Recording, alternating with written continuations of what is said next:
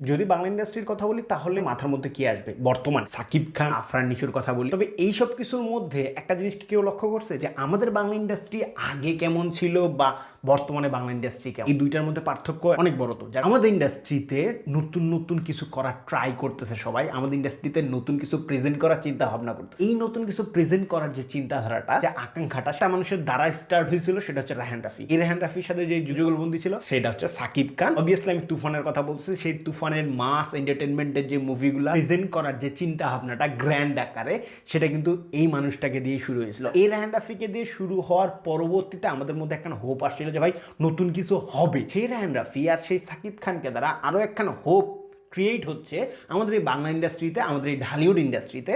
সেটা আর অন্য কিছু না, সেটা হচ্ছে সিনেমাটিক ইউনিভার্সের কথা বলতেছি আমি।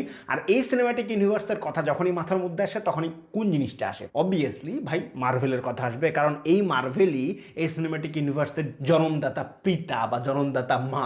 এই মার্ভেল আমাদেরকে অ্যাভেঞ্জার টাইপের যে সিনেমাটিক ইউনিভার্সের সামনে প্রেজেন্ট করছে। এখন প্রশ্নটা হচ্ছে বাংলা ইন্ডাস্ট্রি কি আদৌ সিনেমাটিক ইউনিভার্স তৈরি করতে পারবে বা ক্রিয়েট করতে পারবে, বা এরকম এখন সৎ সাহস দেখাইতে যাবে কোনো প্রডিউসার, অ্যাক্টর বা ডিরেক্টর? সেটা হচ্ছে রায়হান রাফি আর সাকিব খান। কেন বলতেছি? কারণ যখন বাংলা ইন্ডাস্ট্রিতে এরকম মাস এন্টারটেনমেন্টের কোনো মুভি হইতো না, তখন কিন্তু এই রায়হান রাফি প্রথম ফানকে দিয়েই এরকম মাস এন্টারটেনমেন্টের একখান মুভি প্রেজেন্ট করছিল। সেটা কি পরিমাণ হিউজ সাকসেস হয়েছে সেটা আমাদের সামনে প্রেজেন্ট করা। পরবর্তীতে এই রায়হান রাফি জাস্ট একখান ট্যাগ হয়ে গেছিল মুভি লাভারদের কাছে। রায়হান রাফি মানে নতুন কিছু প্রেজেন্ট হবে, আর যেটা দেখার আগ্রহ বা কোয়ালিটি বজায় থাকবে আমাদের মাথার মধ্যে ছাপে গেছে। আর সেই রায়হান রাফি যখন বলে যে ভাই আমি সিনেমাটিক ইউনিভার্স তৈরি করতে চাই বা তৈরি করব ইন ফিউচারে, তখন মাথার মধ্যে কি আসে? অবভিয়াসলি পরবর্তী মুভি সাকিব খানের তাণ্ডব। এই তাণ্ডবকে দিয়েই কি তাহলে Bangla industry cinematic universe present হতে যাচ্ছে? কি বলবো, বাংলা ইন্ডাস্ট্রির গ্রোথের জন্য এইটা অনেক বড় একখান ভূমিকা পালন করবে। জাস্ট দেখার অপেক্ষায় রায়হান রাফি কি করে, জাস্ট দেখার অপেক্ষায় সাকিব খান কি করে।